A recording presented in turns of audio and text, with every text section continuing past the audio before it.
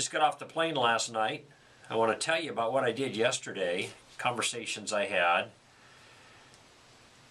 That convinced me more and more that not only is Christianity worth thinking about, not only that Christianity can compete in the marketplace of ideas, but when I hear the alternate views, I am just taken by how much more plausible the Christian worldview is than anything else, certainly atheism, which was a topic of discussion yesterday. I got off the plane last night, actually 3 hours earlier than I anticipated. I was flying back from Vancouver, Canada. Left on Friday afternoon, flew in, had dinner, then did three sessions at a conference in Vancouver yesterday. Got back to the airport about 2 hours before my flight, noticed that there was a flight leaving in 20 minutes nonstop for LA instead of mine leaving in 2 hours, and it stopped off in San Francisco with an hour layover, so I hopped onto it. And by the time I got home, went out to dinner with my wife, crawled into bed and started falling asleep. I looked at the clock and realized if I was on my original flight, I'd still be in the air. And I live an hour from the airport. So that was kind of satisfying to beat that rap a little bit last night. But the most satisfying thing yesterday was interacting with some wonderful folks there in Vancouver, Canada. It's the second time I've been up there recently. And I was there March of this year, and then asked back to do another conference with Apologetics Canada. That's Andy Steiger and his great bunch doing a sensational job in Vancouver, standing for the Lord. And you know, one of the reasons they had, in a way it was frustrating for them. It has been, in a certain sense, kind of frustrating for them promoting events like this because people don't even know what apologetics is there. And the idea of defending your faith and that kind of notion, thoughtful Christianity, Christianity we're thinking about, this is new to them up there. But so introducing people to the notion when they're promoting it takes a little time and explanation. But once people get it, they come out in droves. We had a great turnout yesterday, much like we had in the spring, in March there. And it just goes to show, as I've said before, that there is a what I call a third wave of movement of the Holy Spirit in the lives of people, and this is a wave of thoughtful Christianity. That's the boots on the ground kind of wave. These are the people in the local church. This is where it's happening and spreading massively among the rank and file. Now, of course, there's lots of ground to cover. This is just the beginning, but by comparison to what it's been in the past, I see a magnificent response by people. And here in Vancouver, where apologetics was unheard of, when people realize what it is, that is that you can think about your Christian faith, you can have confidence in your convictions, you can employ reason to properly assess the things that you put your trust in. That's the reason, faith, balance. I'll talk about this more at the beginning of next hour because, well, I was at an event earlier in the week where we talked about this. I want to bring that up to you, but that'll be at the beginning of next hour. Anyway, when people realize that this is possible, this is part of the Christian tradition. We had people in the past that they come to our events and they say, gee, I didn't even know you could think like this. I didn't know it was okay to do this kind of thing. When they realize this, people come out of the woodwork. People are excited. People respond. And we've been seeing this all over the country, and yesterday was just another example of that kind of thing. I did have a conversation, though, I want to share with you because it's instructive, and that was at the conference yesterday. A young man came up to me and raised an issue about the problem of evil. He was with a Christian family that was there. His mom and dad were committed Christians, and he's been raised in this family, but is at a point in his life, understandably, where he is wondering whether this is really right. And has had exposure to other ideas that have provided a challenge, and now he identifies himself as an atheist agnostic. That is, that he is atheistic, but not entirely deeply committed, is the way I took the characterization, and open to discussion, which is why he's talking with some of the folks there, and why he sat down during the break and had a conversation with me over lunch during the lunchtime, and we spoke for maybe 15 or 20 minutes. And I was happy to hear his complaint and his concern, and to try to give him something worth thinking about, because this is the stage in life that young people do that kind of thing. They're raised with a point of view, they're exposed to differences, and they have to make a transition from adopting their parents' beliefs because their parents said so, which, by the way, is a fairly reasonable way of justifying beliefs when you're young. I believe it because Mommy and Daddy told me so. Well, that's perfectly fine at that stage. But eventually you grow out of that, you need more. And that's where he's at. I think he's just out of high school. So maybe 18, 19, right? In that age bracket. And so his parents are not losing it. They're not pulling their hair out. They're not panicking. They were there as a family at the event yesterday, and he listened to the presentations. And I guess with an open mind, and his parents are just letting him work through it, which is exactly what needs to happen.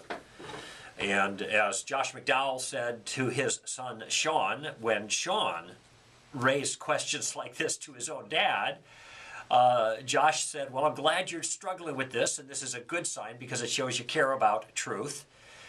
And the important thing is that you not believe your father's viewpoint because it's your father's viewpoint, but rather because it's true. And you not reject your father's viewpoint because it's your father's viewpoint, but rather because it's false.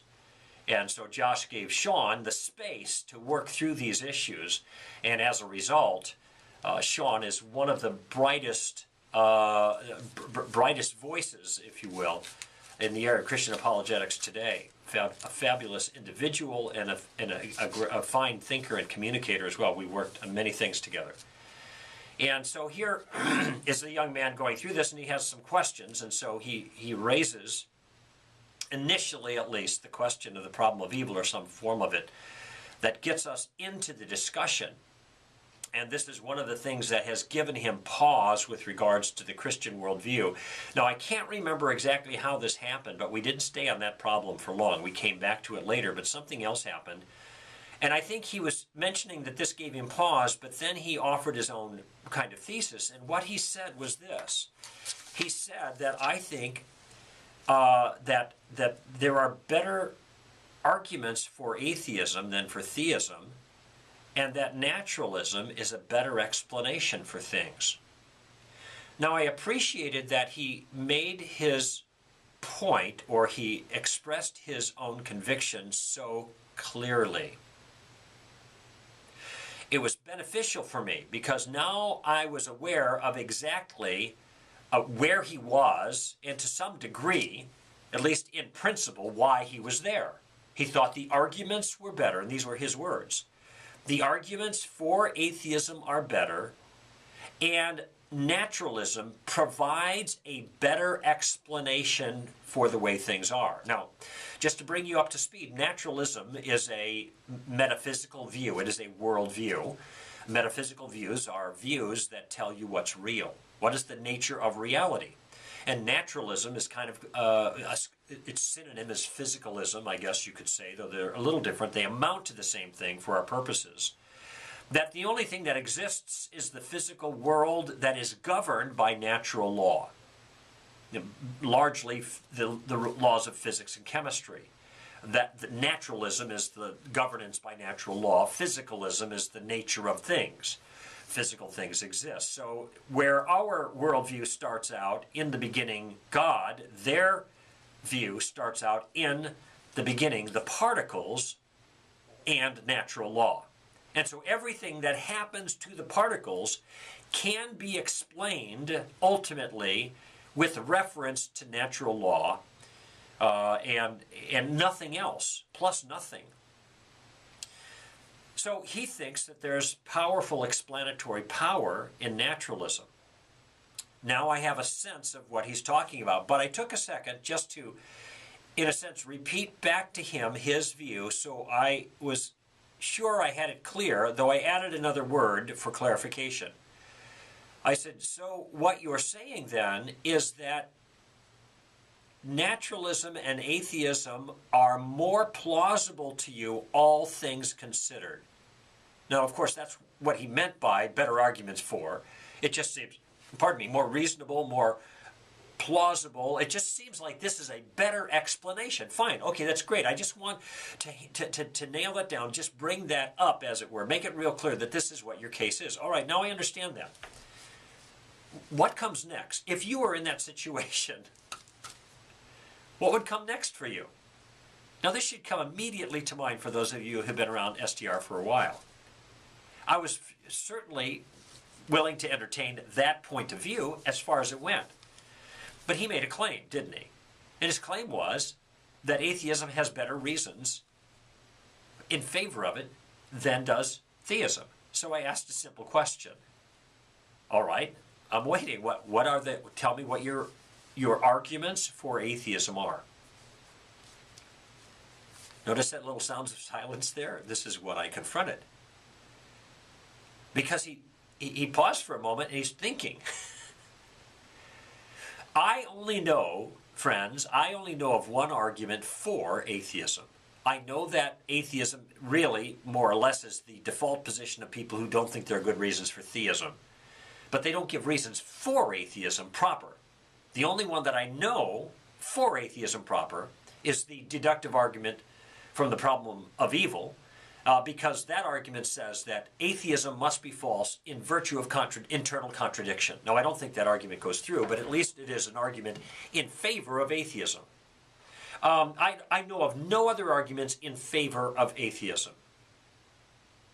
All the other ways of looking at atheism or justifications for atheism are just taking shots at arguments for theism and saying that those arguments aren't adequate, and therefore, since the only alternative is unsupportable, then atheism is kind of the fallback position.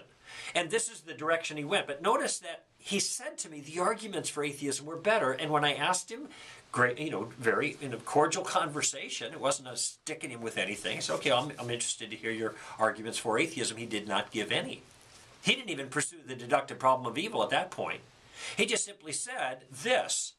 He said, well, if I can show you that God is not necessary for the universe to be the way it is, then that would be a point in favor of atheism. Now, his statement was 100% true. And I had no trouble agreeing with him on that point. Yes, if you can show me that naturalism can explain everything fine without any appeal to an immaterial, all-powerful God, then you're right. This does then seem to commend the atheistic worldview. And then there was another pause. Because I was waiting to hear how he could do that. And here's my sense. In the moment, it was almost as if he could just simply say that if I could show you it wasn't necessary to have God to explain the natural world, then that would be evidence for atheism. That all he needed to do was to say that, and, well, that was it. Well, of course that's true, but that's a tautology, almost. It doesn't help. That's like saying if there is no evidence for God, then there's no evidence for God. But then you have to actually now step up and explain to me how it is that naturalism accounts for everything. And so then I asked him, okay, now I need to hear that. You've got to do more than this. I took a book out as an example. I was actually sitting there on the couch where we were talking, and I said, here's this book. Now, if you can explain to me in naturalistic terms how this book, purely naturalistic terms, without appealing to any agency whatsoever, any person's acting, any writer's writing, if you can appeal simply to the laws of physics and chemistry to explain how this book got there on the couch between us, and not just the book, the object got there, but how the book came to be, well then, of course, it means that there is, then there is no reason to assert writers. But now you have to do the job of showing me and explaining to me in naturalistic terms entirely how the book happened to come to be on the, so go ahead. And it was another kind of Simon and Garfunkel Sounds of Silence moment. So he kind of pondered this, and he was a young man, and I didn't want at all to beat up on him or have him feel that way. That wasn't my attitude either, but I did want to hold his feet to the fire. Okay, now you're going to say these things. Okay, what's next? It's your turn. Now you got to show me these things. And then I asked him, how is it that the universe, explain to me how the universe came to be by naturalistic, in naturalistic terms. The problem with the universe coming into existence by naturalistic means is that the thing that came into existence was nature itself and all of its laws and the physical universe at the singularity called the Big Bang. Now, if the universe came into existence at that point, it could hardly be something natural prior to the natural world that caused it to happen. So I think he's at odds right there with a naturalistic explanation. And he knew where I was going. This is the Kalam cosmological argument in one form or another. A Big Bang needs a Big Banger. That's the simple way of putting it. And he said, well, you know, that's where you're going, to the Kalam argument, aren't you? I said, yes. He said, but you're assuming now the uniformity of cause and effect.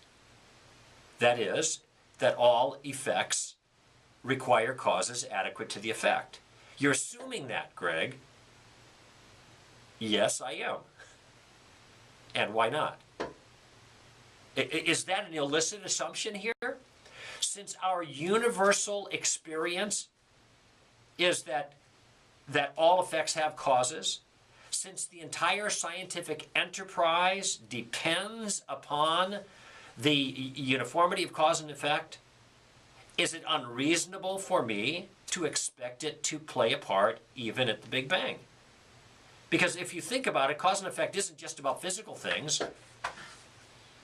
Strictly speaking, you could imagine an immaterial spirit thinking, that is, willing thoughts, and therefore the thoughts are the effect that are caused by the agent, the spirit, thinking.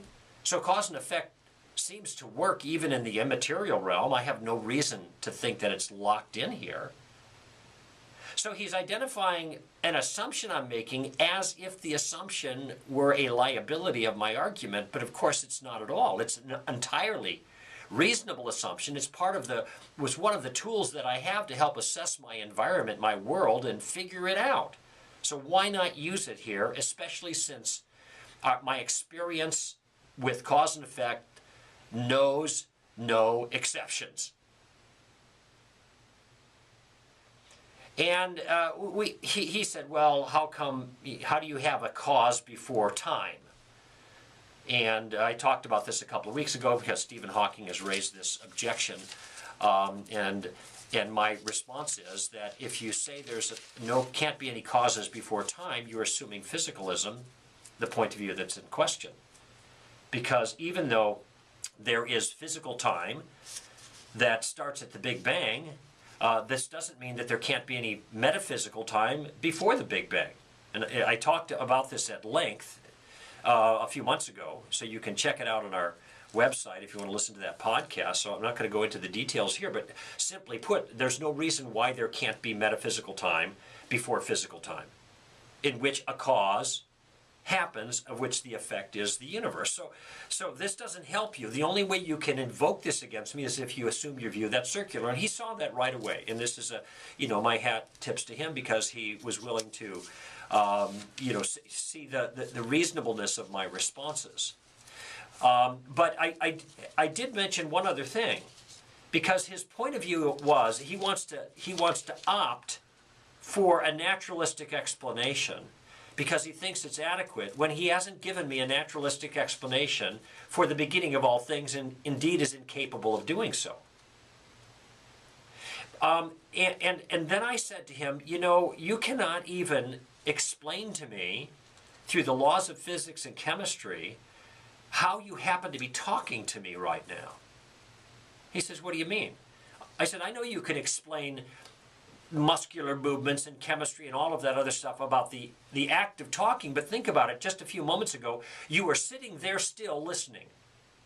And then your body started moving, your mouth started moving, your lips started forming words, and you began to communicate.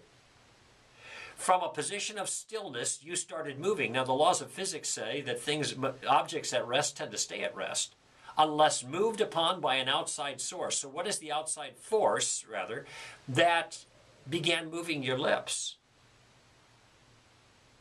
It wasn't any natural law that dictated the initiation of his speaking to me.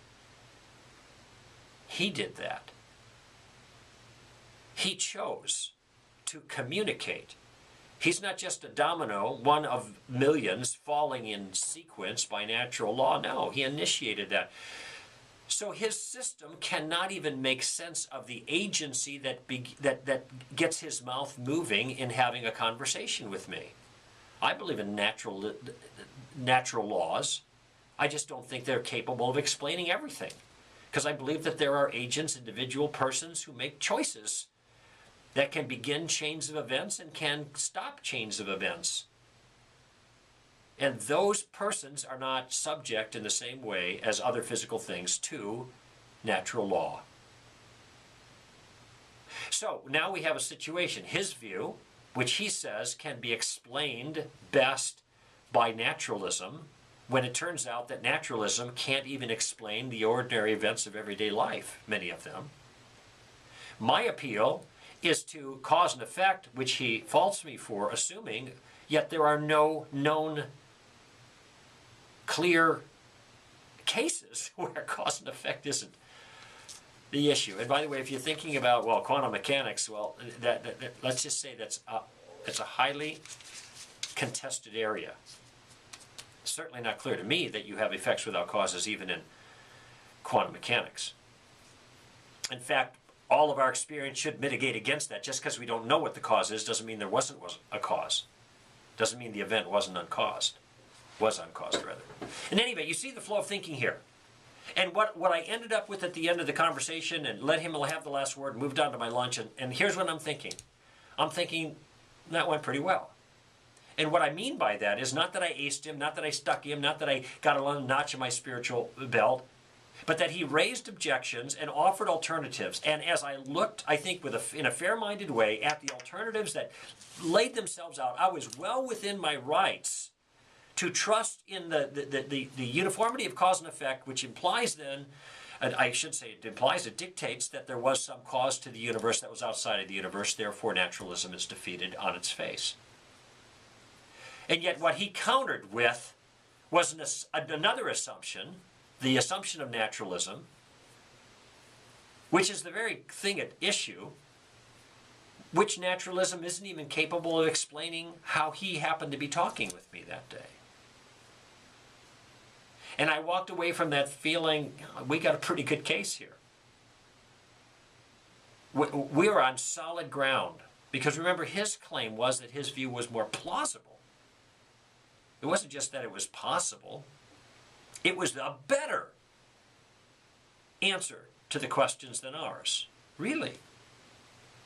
I saw absolutely no reason that was given in that conversation why I should take that seriously. With all respect to the young man, he never gave me a reason, even though he said the reasons were much better on his side. I gave a reason, cause and effect, the Kalam cosmological argument. Now, maybe some people aren't impressed by that. It's a reason, though, and it's a good reason. It may not make the day for you, but it was a lot better in the conversation yesterday than the alternative that was offered me, which was nothing but an assertion.